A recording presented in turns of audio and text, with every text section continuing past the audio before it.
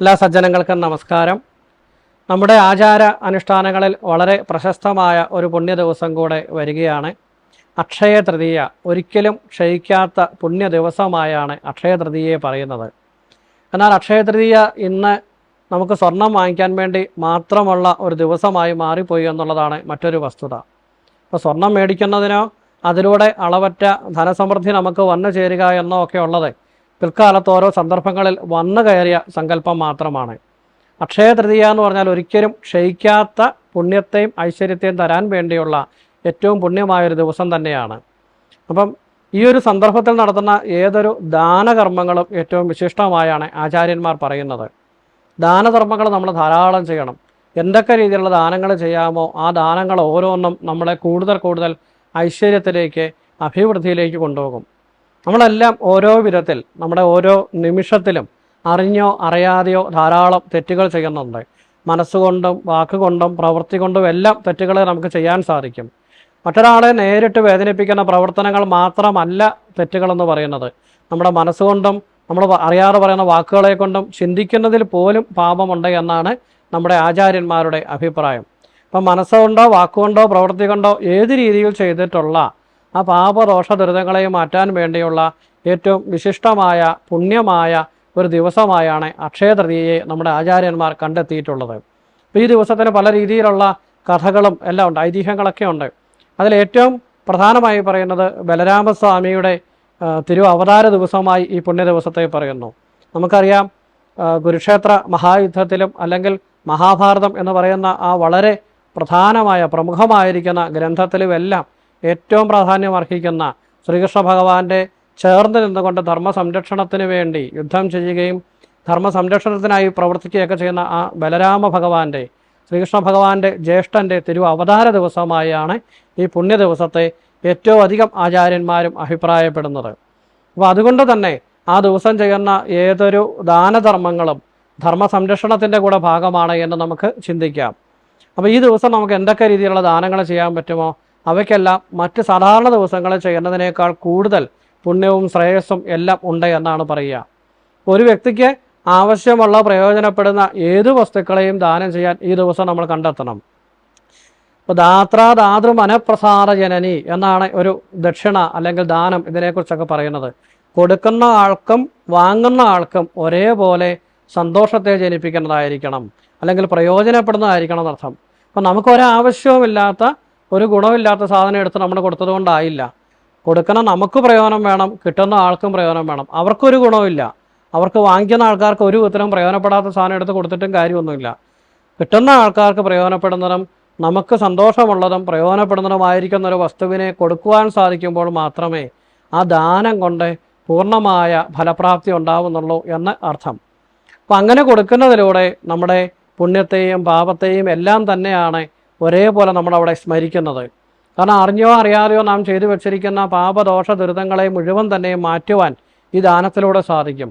അത് എപ്രകാരം എന്ന് വെച്ച് കഴിഞ്ഞാൽ, നമ്മുടെ കർമ്മത്തിൻ്റെ ഫലമാണ് നമ്മുടെ സമ്പാദ്യം എന്ന് പറയുന്നത്. പല രീതിയിലായിരിക്കും നമ്മളെല്ലാം സമ്പാദിക്കുന്നത്. അതിലൂടെ ആർജിച്ചു വച്ചിരിക്കുന്ന ധനത്തെ നമ്മൾ പല വ്യക്തികൾക്കായിട്ട് കൊടുക്കുമ്പോൾ അതിൻ്റെ ആ ദുരിതത്തിൻ്റെ അംശവും കൂടെ ഒരു പരിധി വരെയും ആ ദാനത്തിലൂടെ തീർന്നു പോവുകയാണ് ചെയ്യുക. അതിലൂടെ 10 പേരെ സന്തോഷിപ്പിക്കാൻ സാധിക്കുമ്പോൾ അവരുടെ മനസ്സിലുണ്ടാവുന്ന ആനന്ദം, അതിലൂടെ ഉണ്ടാകുന്ന ഒരു പോസിറ്റീവ് ഊർജം നമുക്ക് വളരെയധികം സഹായകരമായി നമ്മുടെ മുന്നോട്ട് തള്ളി നീക്കും എന്നർത്ഥം. ഇതിനെല്ലാം പറ്റുന്ന ഏറ്റവും പുണ്യ ദിവസമാണ് അക്ഷയ തൃതീയ. ഈ അക്ഷയ തൃതീയ ഇന്നിപ്പം നമ്മുടെ എല്ലാം ചുറ്റിനും പ്രശസ്തമായിരിക്കുന്നത് സ്വർണം വാങ്ങാനുള്ള ദിവസമായിട്ടാണ്. അന്നത്തെ ദിവസം പോയി സ്വർണം മേടിച്ചാൽ അതിലൂടെ നമുക്ക് ധാരാളം സ്വത്ത് വരും, ധാരാളം ഐശ്വര്യം വരും, അഭിവൃദ്ധി വരും എന്നൊക്കെയാണ് നമ്മളെല്ലാം ധരിച്ചു വെച്ചിരിക്കുന്നത്. അത് ഏതോ കാലത്ത് വന്നു കയറിയിട്ടുള്ള ഒരു സങ്കല്പം മാത്രമാണ്. അതിന് പൂർണ്ണമായ ഒരു അർത്ഥമൊന്നും തന്നെ ഇല്ല.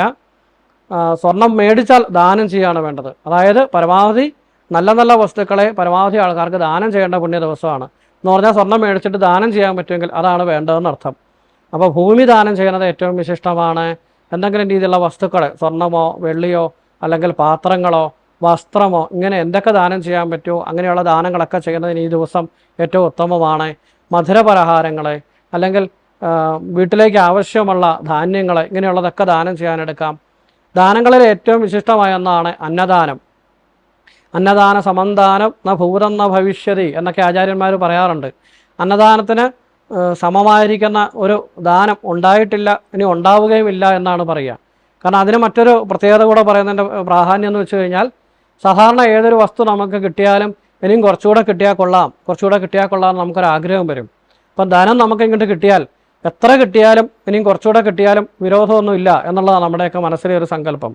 എന്നാൽ അന്നദാനത്തിനെ സംബന്ധിച്ച് മാത്രം ഒരു പരിധി, കഴിക്കുന്നതിനൊരു പരിധിയുണ്ട്. ഒരു പരിധി വരെ കഴിച്ചു കഴിഞ്ഞാൽ പിന്നെ നമ്മൾ മദീനെ നമ്മളെ കൊണ്ട് പറയിപ്പിക്കാൻ സാധിക്കും, തൽക്കാലത്തേക്കെങ്കിലും. അപ്പോൾ അതുകൊണ്ട് തന്നെ അന്നദാനത്തിനെ താൽക്കാലികമായി എങ്കിലും ആ വ്യക്തിയെ പൂർണ്ണമായി തൃപ്തിപ്പെടുത്താൻ സാധിക്കും.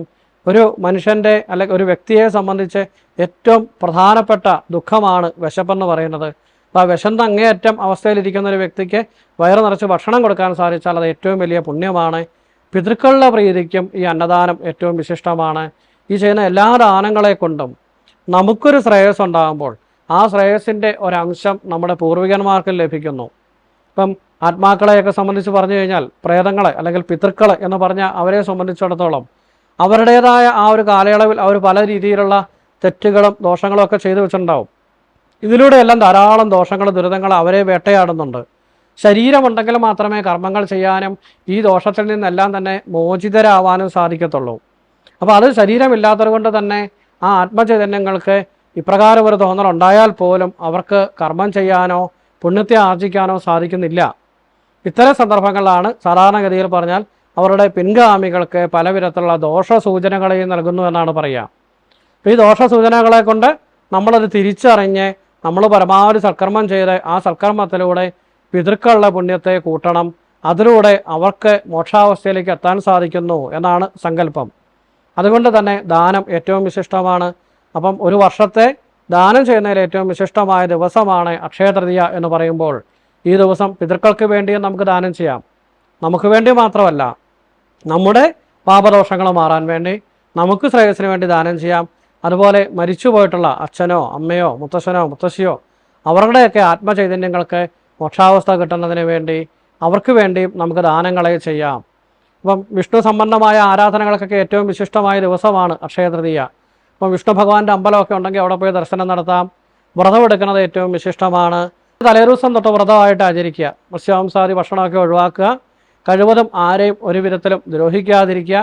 മനസ്സുകൊണ്ടോ വാക്കുകൊണ്ടോ പ്രവൃത്തി കൊണ്ടോ ആർക്കും ദോഷം ചെയ്യാതിരിക്കുക എന്നുള്ളതാണ് വ്രതത്തിൻ്റെ പരമമായ ലക്ഷ്യം.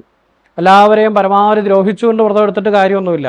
അപ്പോൾ നല്ലത് ചിന്തിക്കുക, നല്ലത് പറയുക, ആ നല്ലൊരു കാഴ്ചപ്പാട് എപ്പോഴും നമ്മുടെ മനസ്സിലുണ്ടാവണം. വാക്കും പ്രവൃത്തിയും ചിന്തയും എല്ലാം നന്നാക്കി വെക്കണമെന്നർത്ഥം, ഒരേപോലെ ശുദ്ധമാക്കി വെക്കണമെന്നർത്ഥം. ഇങ്ങനെ വിഷ്ണു ഭഗവാന്റെ പരമാവധി നാമജപങ്ങളൊക്കെ ചെയ്യുക. എന്തൊക്കെ രീതിയിലുള്ള ഭാഗവതമോ നാരായണീയമോ അല്ലെങ്കിൽ ഭഗവത്ഗീതയോ അല്ലെങ്കിൽ ഒന്നമോ നാരായണായ എന്നുള്ള മന്ത്രമോ, ഹരേ രാമ രാമ രാമ ഹരേ ഹരേ, ഹരേ കൃഷ്ണ കൃഷ്ണ കൃഷ്ണ ഹരേ ഹരേ, ഇങ്ങനെയുള്ള നാമങ്ങളോ വിഷ്ണു ഭഗവാന്റെ സഹസ്രനാമം, അഷ്ടോത്തരം, എന്താണോ നമുക്കറിയാവുന്നത് അങ്ങനെയുള്ള നാമങ്ങളൊക്കെ പരമാവധി ജപിക്കുക. അങ്ങനെ നാമങ്ങളൊക്കെ ജപിച്ച് പറ്റുന്ന ക്ഷേത്രങ്ങളിലൊക്കെ ദർശനം നടത്തുക. ഇതിനെല്ലാം ഈ അക്ഷയതൃതീയ ദിവസം ഏറ്റവും വിശിഷ്ടമാണ്. സാക്ഷാൽ വിഷ്ണുവിൻ്റെ തന്നെ സങ്കല്പമുള്ള ക്ഷേത്രങ്ങളുണ്ടെങ്കിൽ അത്തരം സ്ഥലങ്ങൾ ദർശനം നടത്താം. അങ്ങനെയൊന്നുമില്ല നമ്മുടെ വീടിൻ്റെ അടുത്തെങ്കിൽ വിഷ്ണു ഭഗവാന്റെ അവതാരമൂർത്തികൾ, ശ്രീരാമൻ, ശ്രീകൃഷ്ണൻ, നരസിംഹ, അങ്ങനെയുള്ള അവതാരമൂർത്തി ക്ഷേത്രങ്ങളായാലും മതി, അവിടെ പോയി ദർശനം നടത്തി പ്രാർത്ഥിക്കുക. ഉപദേവന്മാരായാലും മതി, അവിടെ പോയി ദർശനം നടത്തി പ്രാർത്ഥിക്കാം. അതുപോലെ പുണ്യ സ്നാനങ്ങൾക്കും ഈ ദിവസം ഏറ്റവും വിശിഷ്ടമാണ്. എന്ന് പറഞ്ഞാൽ ഏതെങ്കിലും പുണ്യ നദികളിലൊക്കെ പോയി നമ്മൾ കുളിക്കുക, അതിനൊക്കെ ഏറ്റവും വിശേഷപ്പെട്ട ദിവസമാണ്. കാശി അല്ലെങ്കിൽ ഗംഗാനദി അതുപോലെയുള്ള ഏതെങ്കിലും പുണ്യ നദികളിലൊക്കെ നമുക്ക് പോയി സ്നാനം ചെയ്യുന്നതിനൊക്കെ ഈ ദിവസം ഏറ്റവും വിശിഷ്ടമാണ്.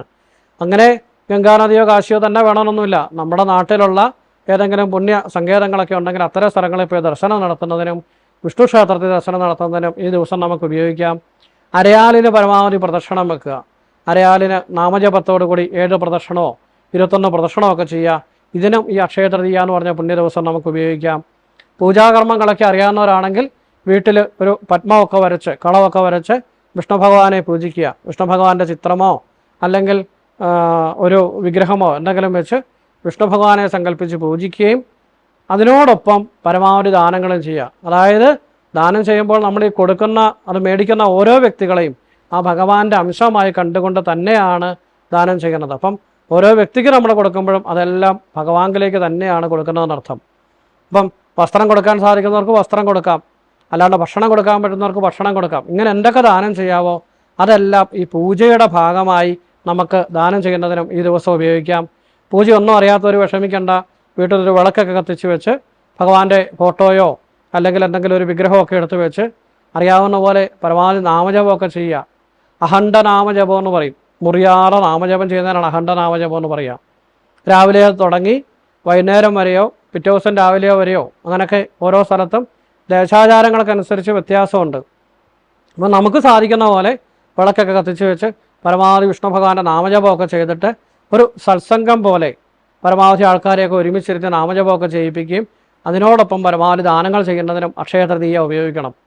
അക്ഷയ തൃതീയ ദിവസം വ്യത്യസ്തമായ ധാരാളം ദാനങ്ങൾ ചെയ്യുന്നതിന് ഏറ്റവും ഗുണകരമാണ്. ഓരോ ദാനം ചെയ്യുന്നതും പൂർണ്ണമായ സങ്കല്പത്തോടു കൂടി വിഷ്ണു ഭഗവാനെ നല്ലവണ്ണം പ്രാർത്ഥിച്ചുകൊണ്ട് ആ പ്രാർത്ഥനയുടെ ഭാഗമായി വേണം ചെയ്യുവാൻ. നമ്മുടെ ചുറ്റിനും കാണുന്ന എല്ലാ വസ്തുക്കളും എല്ലാവരും സാക്ഷാൽ ഭഗവാന്റെ അംശങ്ങളാണെന്നുള്ള ബോധം വേണം. തത്വമസി എന്നൊക്കെ നമ്മൾ പറയാറുണ്ട്. പ്രപഞ്ചത്തിൽ മുഴുവൻ നിറഞ്ഞിരിക്കുന്ന എല്ലാ ശക്തി ചൈതന്യങ്ങളും ഒരേ ശക്തിയുടെ പല പല ഭാവങ്ങളാണ് എന്നാണ് സങ്കല്പം. അപ്പം മണ്ണിലും വിണ്ണിലും തൂണിലും തുരുമ്പിലും കാണുന്ന എല്ലാത്തിലും ഈശ്വരനെ കാണുക എന്നുള്ളത് ഏറ്റവും പ്രധാനപ്പെട്ട കാര്യമാണ്. അപ്പം നമുക്ക് ചുറ്റിനും കാണുന്ന ഓരോ വ്യക്തികളെയും ആ ഭഗവാന്റെ പ്രതിനിധികളായി കണ്ടുകൊണ്ട് വേണം ദാനം ചെയ്യുവാൻ. ഓരോ ദാനം ചെയ്യുമ്പോഴും നമുക്ക് ഉണ്ടാകാവുന്ന വളരെ പെട്ടെന്ന് ലഭിക്കാവുന്ന ചില ഭൗതികപരമായ നേട്ടങ്ങളെ കൂടെ ഇവിടെ സൂചിപ്പിക്കാം. അത് ഈ ദിവസം നിങ്ങൾ ശ്രദ്ധയോടുകൂടി ചെയ്തു കഴിഞ്ഞാൽ അതാത് കാര്യങ്ങൾക്കനുസരിച്ചുള്ള ഒരു ഫലപ്രാപ്തി ഈ വരുന്ന ഒരു വർഷത്തിനകത്ത് തന്നെ നിങ്ങളുടെ ജീവിതത്തിൽ വളരെയധികം നേട്ടങ്ങൾ ഉണ്ടാക്കുന്നതിന് സഹായിക്കും.